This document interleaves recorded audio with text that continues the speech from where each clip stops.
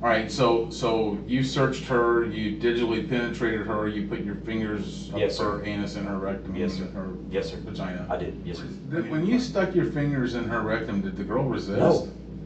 This is 35-year-old Stephen Gress, and he's describing the horrific way he killed Miranda Corsette, a 16-year-old teen mother from Gulfport, Florida, who suffered days of brutal physical and psychological abuse. She was beaten daily, suffocated with a billiard ball in a sock wrapped in plastic, and left unrecognizable by the time she died. Now, Stephen Gress is prepared to spill everything. No, hold on.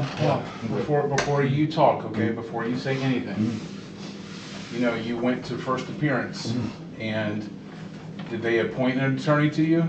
I don't care about an attorney, man. I really don't care about it. All right, but listen, but I do, because do your legal work, because that's fine. it's the law, Yes, sir. okay? Yes, So you're initiating this request to talk Yes, to sir. me, Yes, sir.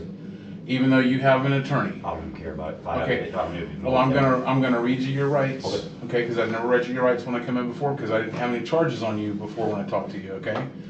So I'm gonna read your rights to you. We're gonna get through this form before anything else happens, okay? Thank you. All right, I got questions I got to go through here. It may seem mundane to you, but they're very important to the attorneys, okay? Are you under the influence of any prescription drugs? No, sir. Any alcohol? No, sir. Any illegal drugs? No, sir. You have the right to remain silent. Do you understand? Yes, sir. And having these rights in mind, do you wish to talk to us now? Yes, sir. Okay. The confession you're about to witness is enough to make your stomach drop. But this is also the kind of admission that prosecutors dream about and defense attorneys dread. That is why the detectives are starting with basic questions.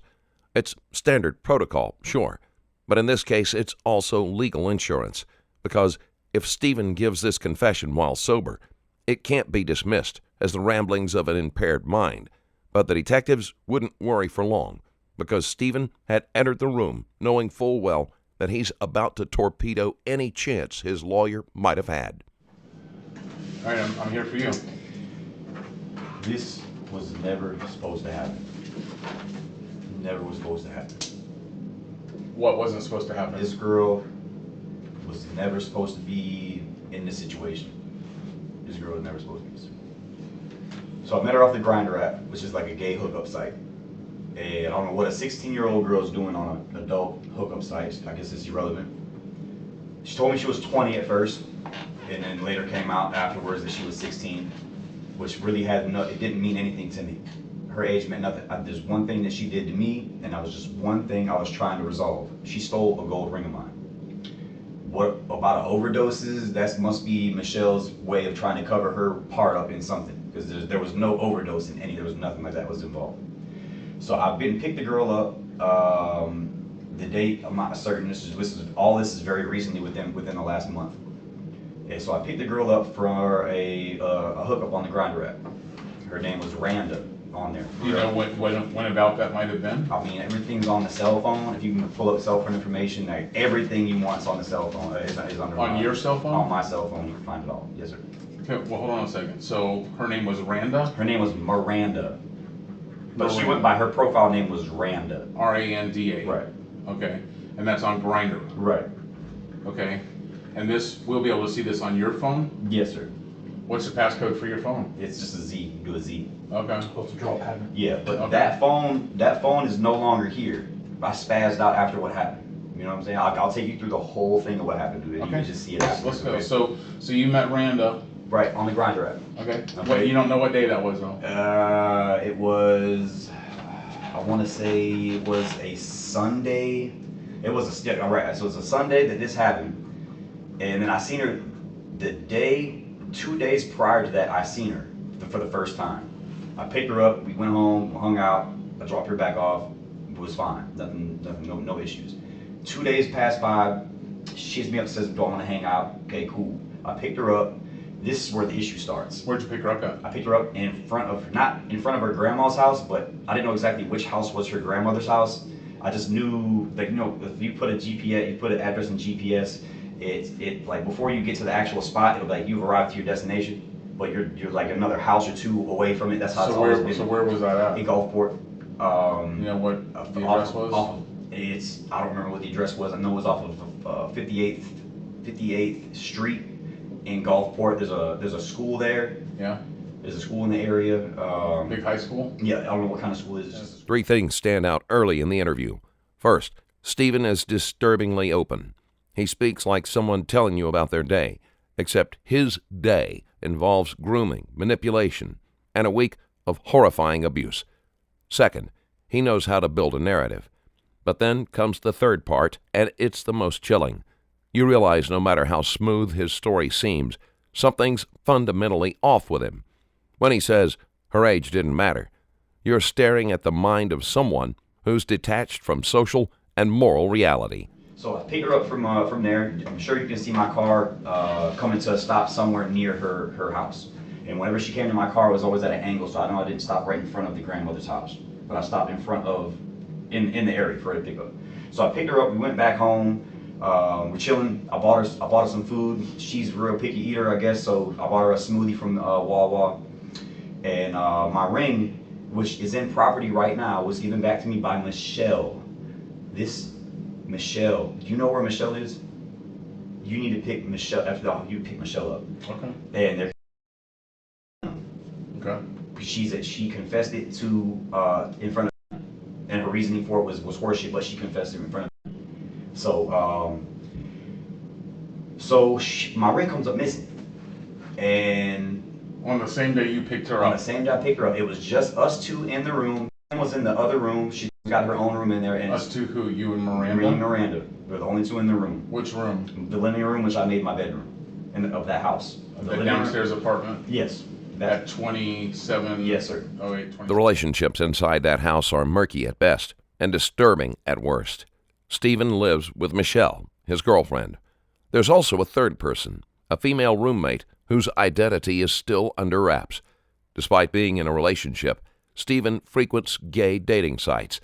And then, somehow, in that same equation, entered Miranda, a 16-year-old girl. So, in the process of me ordering food for her, my ring comes up missing. It was a little bit too big for my pinky, so it could slide off if whatever, it could just slide off. And I remember when I went to get off the bed, I supported my weight on the bed to go get the doors for the food, and that's where my ring slid off at. Okay. My ring slid off on the bed. Right. So as I'm eating my food, I'm realizing my ring's not on my finger, so I'm like, I search the whole immediate area, my ring's not there. Miranda stole my ring. Miranda stole my ring. So I'm telling her, man, like, look, there's nobody else here. I know, it's nice, it's a nice ring. You might want it, but it's not yours. Just give it back. I go on with this for a whole 24 hours. And I'm telling her, like, hey, man, my fault in this is that I would not let her leave without giving me my ring back. How did you keep her from leaving? I just told her that she couldn't leave. I didn't restrain her. I didn't do anything to her. I just say, hey, man, just please give me my ring back. You know what I'm saying? But she wasn't free to get out and walk out the door. I mean, if she would have tried, I don't know if I would have stopped her or not. Everything was bravado at this point in time. It's like I'm telling her, and I'm hoping that I'm able to just scare her into giving me my ring back. So I called up Michelle to see if Michelle will help me get the ring back from her. Like, they have a female-to-female connection or something, anything I could use to try to get her to give me my ring back. So all this on text message as well. So I text Michelle on Facebook Messenger. I'm like, hey man, this girl over here stole my ring. Will you please help me get my ring back? So she agrees and comes over. She comes over there and stuff. And the first thing she does when she gets there was looks for my ring in the house. And I'm cool with that because I just want my ring back. So the sooner I get my ring back, the sooner this can just be done. So she finds my ring, and she doesn't tell me she finds my ring. And how I know that is because she gave me my ring back after all this is said and done. And I was there when she found my ring in my car. My ring was never in my car. It never was in my car. She never went to outside to put it in my car. Michelle found my ring that she stole. So I don't know this at the time. Michelle doesn't tell me at the time. So now this drags on for a week. He talks about that week like it was just a blur, like he wasn't actively torturing someone. All for a ring that was never even confirmed stolen. That leaves us with 3 possibilities. First, that the ring never existed, and Stephen fabricated the theft to mask his actions. But this fell apart when the ring was found among his possessions. Second, Michelle may have removed it herself, possibly to entrap Miranda out of jealousy or resentment. And third, perhaps the most disturbing theory, Michelle and Stephen were both fully aware, fully capable, and fully cruel. This was just two sadists being evil because they wanted to be. This drags on for a week. Wait, so so you've got this girl in your house for an entire A week? week. Were you feeding her? Yes. Were you beating her? I lumped her up, yes. I hit her at What first. do you mean you lumped her up? So at first, it took me a while before I put my hands on her. Like, I really tried everything I could possibly do to get my ring back. Like what? Like, pleading with her, telling her, man, like, this stuff is important to me. I just got out of prison for doing 13 years. I've just started having my own stuff for myself. This stuff means something to me, man. I just started having my own shit. It means something to me. I was not willing to take a loss on my ring when she stole it, and you can damn well give it back to me. And I'm telling her, like, please, let's use this as a learning experience. Let's Did you pat her grow from down? this. Yes. So she's wearing clothes, you patted her down, you couldn't find the ring? I even bought a metal detector. Well, where do you think she was hiding it? I thought she either swallowed it or put it up inside of her, or she had it hidden somewhere else. Okay. I knew she had it, and she was disrespecting me and mocking me the whole time. Miranda is, to me. Miranda is. Yeah, like, I couldn't fathom, why would you steal somebody? What was she doing to mock you? She just like this. She said she got it from her grandma. And she said she'll be like, I'll be like, man, please give me my ring, please, man, please. She'll just be like this to me, like this. She went this. She'll be like this. Wait, you mean like she might have been shaking in fear? No. Because that's what you look like when you do that to Right. me. But she. When I think of a 16-year-old girl shaking like that, It's not. that's fear. Michelle would be whispering to her, and I'd be like, why are you guys whispering? What are you trying to hide from me? Why would you possibly be whispering amongst yourselves to not want to be heard by me? There's something that they had going on. And Michelle also has the girl's iPhone. The girl had an iPhone, and I told Michelle, I said, hey man, go hide this underneath a trash can at a gas station somewhere, just so it doesn't, in case somebody came looking for her, it wouldn't lead her to my house. And it would prevent me from getting my ring back. Before the homicide charges, Stephen was arrested earlier in 2025 on serious misdemeanor and felony charges. Police reports list incidents such as brandishing a harpoon at Michelle Brandes and possessing controlled substances including methamphetamine and marijuana. In fact, he's been in and out of the system since he was 16. This prior conduct paints a pattern of instability and violence long before Miranda Corsette ever entered the picture. That's my fault, is my greed for my ring, okay? Another important information is I'd seen Miranda on Valentine's Day. It will be able to give you a date. The first time I seen Miranda was on Valentine's Day. Michelle was upset that I chose Miranda over her on Valentine's Day. So I think that's where her motive came from. Her spite for Miranda came from this. And so they're having secret conversations. I don't know what they're saying. She took her ring. She said she threw it in a gutter. Down the street. I asked her afterwards if she was able to take us to the gutter. Michelle, I believe that she did not throw it in the gutter though. I believe that she kept her iPhone because Michelle has a long history of stealing. Okay. She's not able. We're getting. All right. We're kind of running out of trouble. Okay. So let's talk about Miranda and the shaking. Okay. And so you had her in your house for how long? It was up to a week. It was a week. You had her in the house a week. For a week. You wouldn't let her leave. I told her you thought that she was mocking you by shaking. It wasn't just shaking that she would be doing. She would also be saying stuff to me. Like what? Like she would be saying, she was saying she never seen it, and then she said, "Oh, I know it's outside for a fact. It's over here outside." And then she'd say that she hadn't seen it again, and then she'd say, "Oh wait, I remember it's in the kitchen over here." And then she'd say it was in the bathroom over there. And then she told me it was behind the mirror over here. She led me through this, like I don't know why somebody in this position would disrespect. So how else did you search her? I searched with a metal detector, and I stuck my fingers up her pussy and up her ass. I'm telling you the truth, my man. I'm telling you the truth. All right. I was dedicated to get my ring back. I called the St. Pete Police Department. And I said, hey man, this girl has my ring, man. She stole my ring, man. Can you guys please come assist me to get my ring back? They told me that I was in no position, I was not legally allowed to search her, and the police was not gonna come over there and search her, and all I could do was file a police report. He acknowledged he was told there was no justification for searching Miranda, yet he did it anyway. This isn't rational behavior. Even if we assume he intended to let her go, the risk was real. Miranda could have alerted authorities, and he still could have been charged. This type of carelessness points to a deeper psychological profile of someone driven less by logic and more by control. If you haven't yet, check out my Patreon page that is full of exclusive videos, like this one, about a detective being questioned for his extremely harsh and intense interrogation tactics. You can watch it right now at patreon.com/StrangerStoriesPlus. So she was Wait. gonna A police officer came to your house and I told you called that? the police department, and that's what the operator dispatch told me. When did you call the police? A day or 2 or 3 after I already had her. Maybe it was like 2 days after I had her. What phone number did you call from? The phone that was my cell phone at the time. Give me the number. It was. And you called the St. Pete Police Department? Yes, sir. You called the non-emergency number? I called. I Googled St. Pete Police Department, and they got the phone number up there with the directions, website, share, all this, and they got the call. Okay. So you called.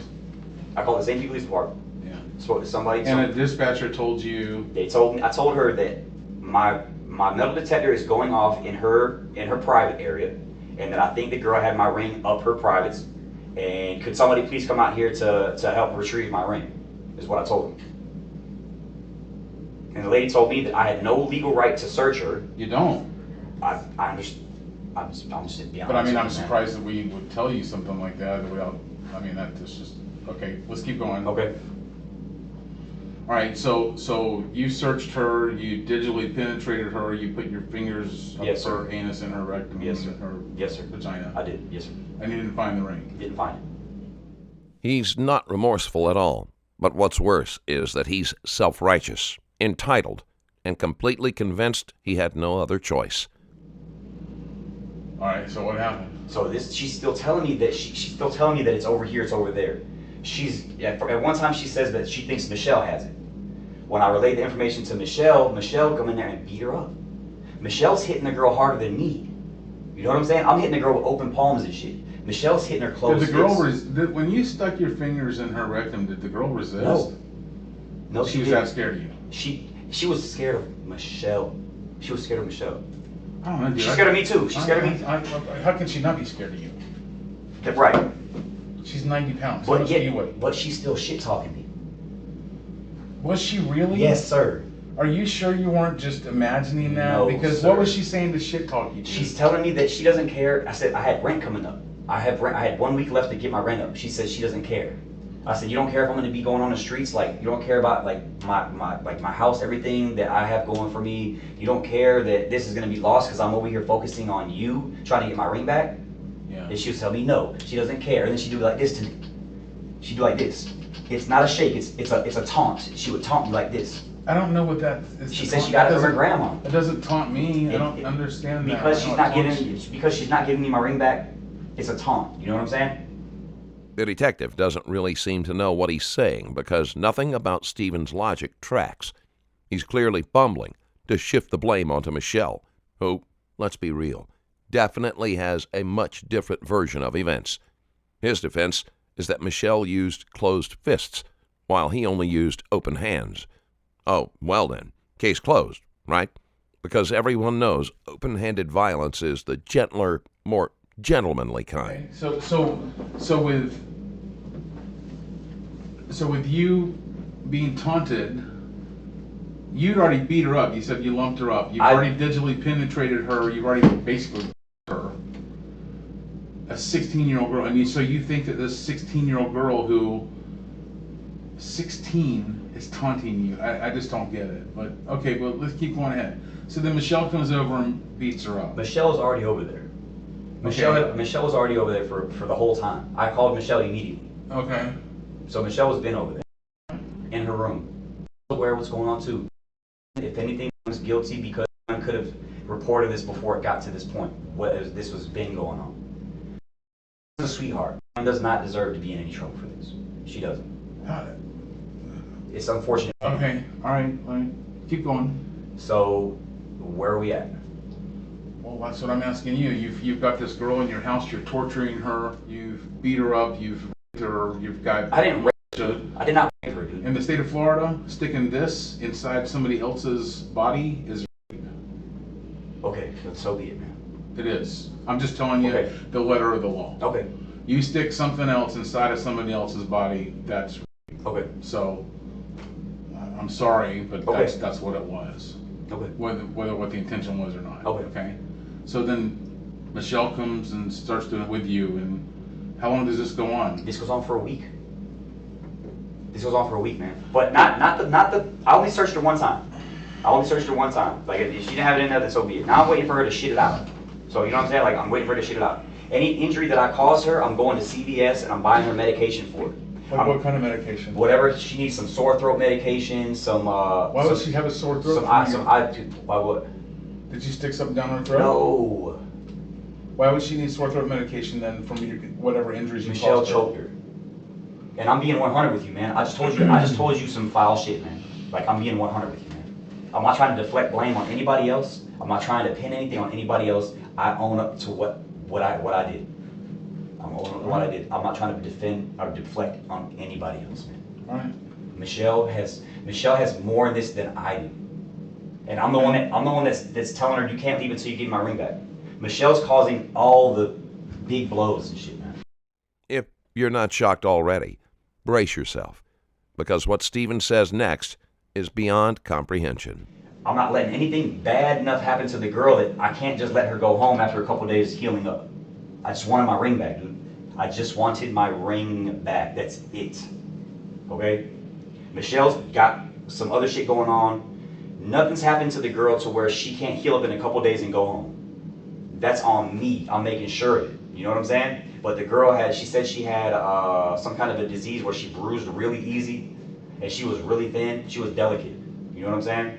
That's how delicate the girl is. So with that in mind, like I'm making sure I don't do anything to the girl that's gonna make sure that she can't give me my shit back and she can't just go home in a couple days after healing up. That was my goal, was to do whatever till she gave me my shit back, let her heal up, go home. I'm telling her this will be a learning experience for everybody. You shouldn't be going inside of people's house you don't know stealing their shit, man. That's my whole thing was. That was my whole thing.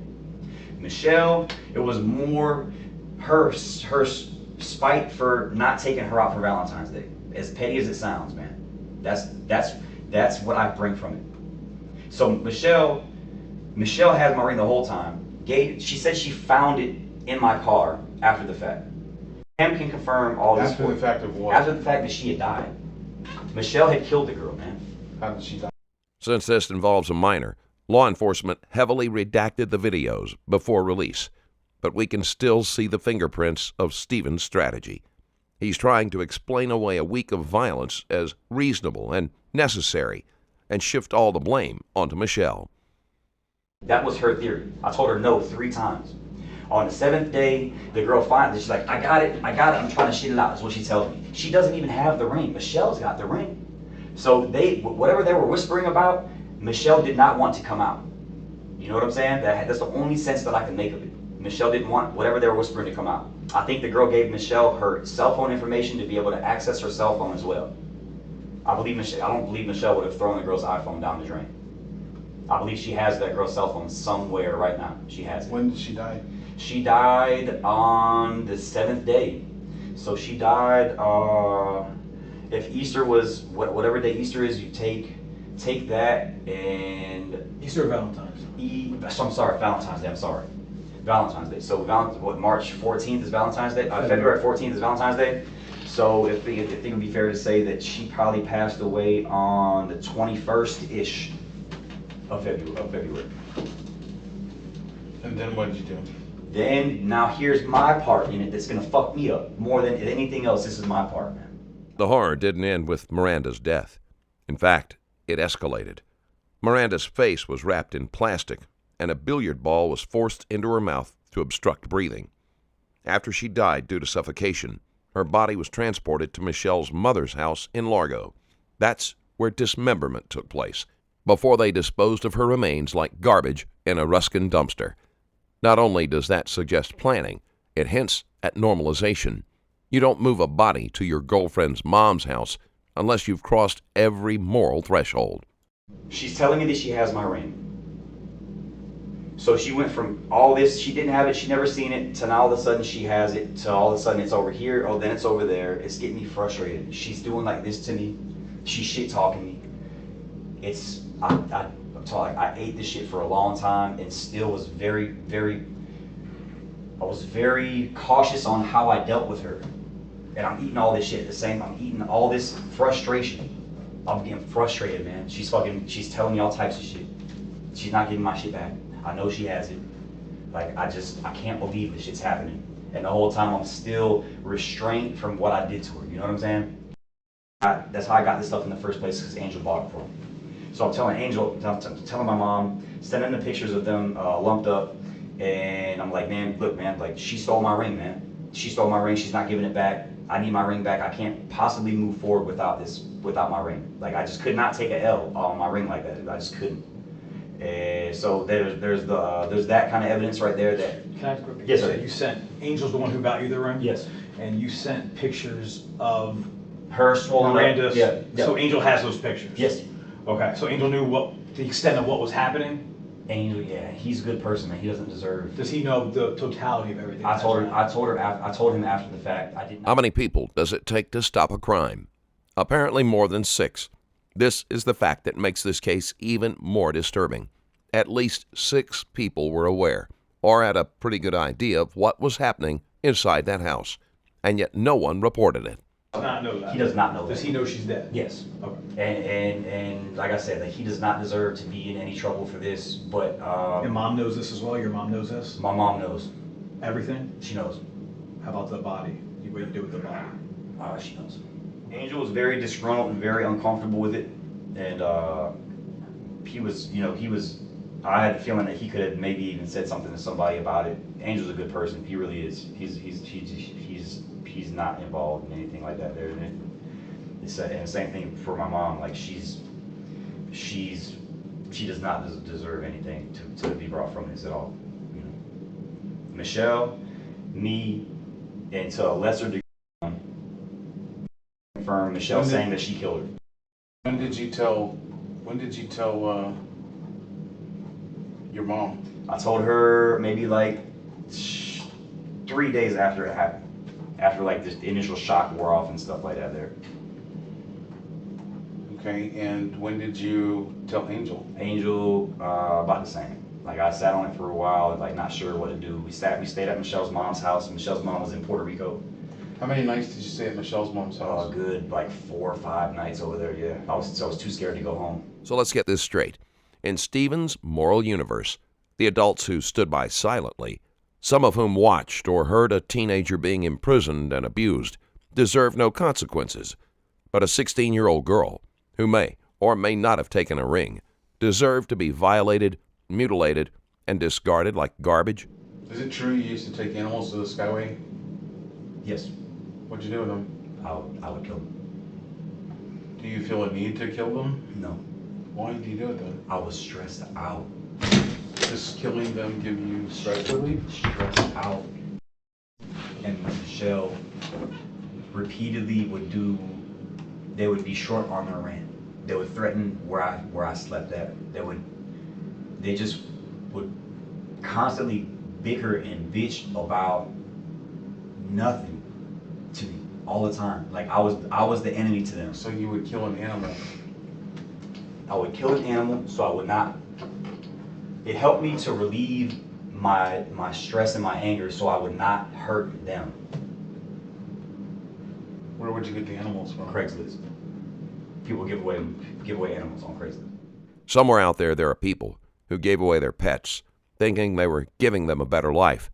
And little did they know, they handed their beloved animals over to someone who killed them, just to blow off steam. Any kind of animal? Pretty much. Anything from like a guinea pig, a rabbit, dog, cat. And what do? You throw them off the Skyway when you're done with them? The Skyway is another one of Michelle's things. I wouldn't take it to the Skyway. I wouldn't take him to the Skyway. I would take it. If you go to my house and do a what's the agent that they use to uncover blood, traces of blood? Yeah. If you put that shit in my house, the entire house might glow. Because you killed that many animals in there? Yes, sir. And then what do you do with the carcasses? Throw them in the dumpster. So the Skyway thing is another one of the shows. Has killing animals like that been something you've always done, or No, what is it? It just recently started. How many animals do you think you've killed? It's hard to say. It's hard to say, man. A lot. Yeah. I see. It seems like I'm a bad guy right now, man. Like, it seems like I'm a bad guy. I'm not. I'm not a bad guy like that. Like, I've just been pushed. It's not for me to judge. I understand. You, okay. I understand. But I'm trying to understand your mind a little bit. Yeah. So my mind is this: I did 11 years in prison at a young age. yeah. I got out, and I was faced with many adversities, and I like things would just keep happening to me, like small things keep happening to me. Things keep happening. I could never catch a break without something sticking me in my ribcage, and my frustration and my anger would always be at a point where I'm always frustrated. You know what I'm saying? Like, I was always frustrated. Yeah. And now this is what, never having rent, always bitching and complaining, it just, living with that shit had me festering. It had me festering. You know what I'm saying? Like, I'm always on edge. Stephen insists he's not a bad person, and maybe in his world that checks out. After all, what's a little torture? A little dismemberment? A few murdered animals?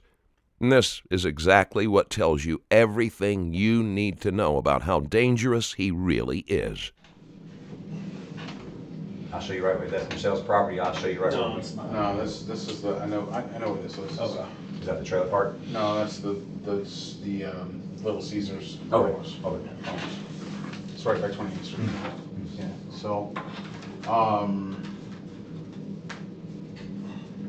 One other person also knew about this, but they didn't know that the girl died. And that's Jamie. And Jamie's another guy off the Grinder app who would buy me stuff. And Jamie knew about the girl stealing from me. did you know about you keeping her against her will? I sent him pictures as well. Those are the 3 people that I sent Do you know pictures. Jamie's phone number? When was the last time you talked to Jamie? He just let me go over there to earn some money from him, doing some yard work for him after this had taken place. And I had Michelle and Sam in the car with me. And he's like, he wanted them to kind of like go somewhere else. And I asked him, could they just stay here and help me work instead? He said that was fine. So they got out of the car and they were pulling weeds while I was laying some gravel rock for him on his house. Did you go by his house? Did I what? Did you go by his house after you did? Yes. He didn't know about it. I didn't tell him What were about you there it. for? To earn some money. I needed some money. I was broke. That was late in the morning. Early in the morning, yeah. What time were you? Maybe like from 7, 8 to like 12. No, because I'm saying you went out onto one of the fingers on Maximo Moorings when you did the big circle of Tampa Bay. Right. Late night. And then you came right back around, came across the Skyway. Right. And then you went out towards Jamie's house. Then that's when it was. Then I went and did the yard. That would have been like midnight. No. It was daytime. I went over there. Outside Skyway rest area for a while. Yeah. And then from there, we went back to Michelle's mom's house. Then we did that. We stayed over there for maybe. With you when Yes. you went to Jamie's house? Yes. And Michelle. Okay. And what kind of work did you do? I was pulling weeds and laying gravel rock, and they eventually came outside to help me pull weeds while I laid the gravel rock at Jamie's house. Jamie came outside to help you? No, Jamie had his boyfriend's family over or some shit like that there, so he didn't want to come outside. What makes this line of questioning so crucial is that it peels back the rotten layers of silent complicity. This case is a stew of secrets, contradictions, and psychological red flags right from the perpetrators to the people who decided not to care. He's an older guy. That's why he pays me to do the labor work, you know what I'm saying? And you sent him the pictures of this little girl? Swole up, yeah. What was the purpose of that? I'm just The curious. purpose was to get sympathy for me, so I was trying to get them to buy me another ring, and then everything would just be good. I just wanted a ring. I didn't want to take a loss on the ring. Your whole thing was, I want my ring back, no matter what it was. Not no matter what, but I was going to go through and at least make an effort to try to get my shit back. And why was that so sentimental to you? Because I never had shit my whole life. I never had anything. I went to prison when I was 16 years old, and I got out when I was 27. In about 15 seconds, the detective is going to serve Stephen a dose of his own hypocrisy. So like I'm just starting to learn to live my life and have things of my own. And I don't think it's right for somebody to be able to come into your house and steal from you and be able to walk out of there with your shit. Sort of like the shit you went to prison for. That was for burglaries, armed burglaries and stuff like that. Going into somebody's house and taking shit That's from them. another thing that I told her too. I'm like, Well, that's what I'm saying. So you held a person against their will, digitally penetrated them, and eventually killed them. I didn't kill her. Okay, well, I didn't kill you them. were complicit to her killing Yes, if that fair. person did it. Fair. But you did. So you contributed to a person's death for doing what you got caught doing when you were 16. She was never supposed to die. Ever.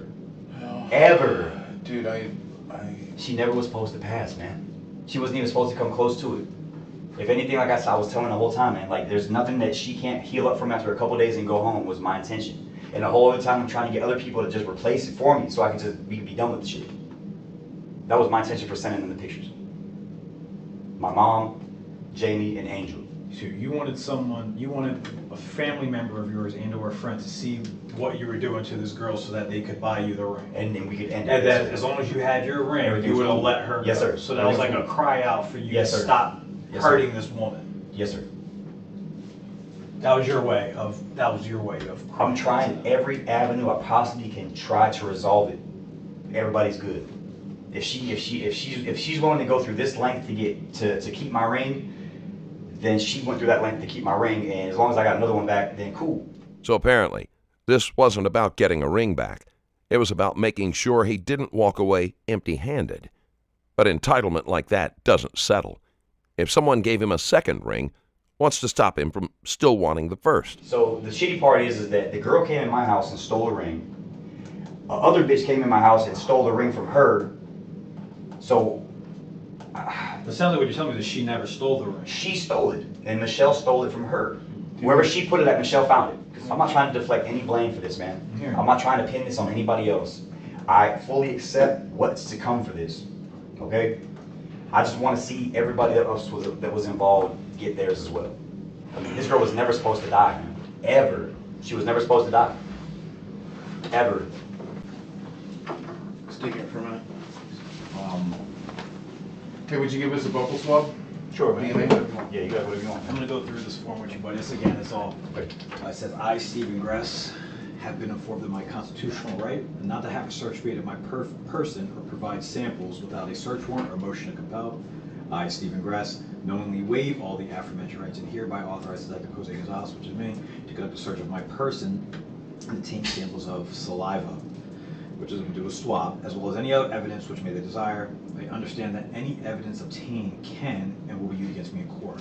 You're going to take these, but you can actually do it yourself. Just take the two, do it inside on both sides, brother. Yeah. 1, 2, first side, 5 seconds. Already done. This isn't the end of the case.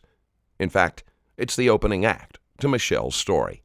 But before we meet her, Stephen wants you to know something. I just don't know what she's gonna tell you guys, man. Like, Who, she's a Michelle? liar, yeah, man. She's got me on a aggravated assault charge right now, and the camera can prove that That didn't occur. I never tried to put her into a car or anything that she said. So that will at least help to prove that she's a liar. You know what I'm saying? On numerous occasions, say that she did it because she said that she said that she did it because I gave her the nod. Is what she says. That's how she admits to it. You know what I'm saying? Okay, hang tight. I'll let you know where you're. Thank you, man. Yep, you got it. Stephen Gress is currently charged with first-degree murder and kidnapping in connection with Miranda's death.